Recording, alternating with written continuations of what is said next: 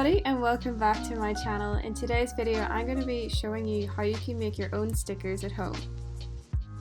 So as many of you know, I opened my first Etsy shop last week where I'm selling these little sticker packs. So I'm going to show you how I design my stickers, what I use to print them, and also how I package them. And if you want to see how I make my clay pins, there's a little video for that too, which I'll link above. So first of all, designing the stickers. So to design my stickers, I like to use Illustrator, so I kind of do this in two ways. The first way that I like to design stickers is just freehand. So I'll take a shape that I like, for example, my toast sticker pack, and I usually take one layer and I'll do the black outlines and the general shape of it, and then I'll open a second layer, put that underneath my black line layer and just color it in. So this method I find is really great for simple shapes like toast and my apple stickers that I like to make.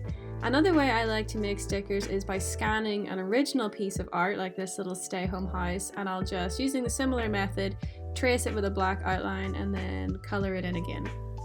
So the next step is printing and cutting out your stickers. So the sticker paper I like to use is this matte white vinyl paper, which is strong and durable, but it's kind of pricey. So if you're just making these stickers at home just for yourself, you can obviously use a lower quality paper. I use this one because I'm obviously selling them on Etsy, so I want to sell the highest quality sticker that I can make. I print them on a Canon printer. I can't remember the exact model, but I'll put the name of it in here.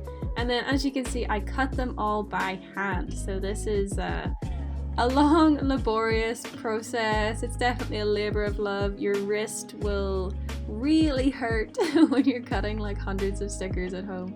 There's obviously different ways and different printers that can cut these for you, but obviously I'm just starting out with making stickers at home, so I just cut them all by hand, and I think they turned out pretty nice. So the last step I wanted to share with you is how I package my stickers. So this is maybe helpful for people that maybe want to sell them on Etsy as well. So I make all these little headers by hand. So I make a little template header that says like the type of sticker pack and my name on it and stuff.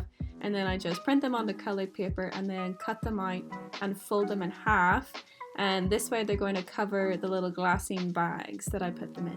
So I mentioned these glassine bags before last week. Glassine is a type of wax paper that you can still see the stickers through, so they're not plastic, which is great. I did not want to use any plastic packaging when packaging my stickers because I'm trying to be the least amount of wasteful that I can be as possible. And glassine, being wax paper, is biodegradable and 100% compostable, so that's why I quite like to use those.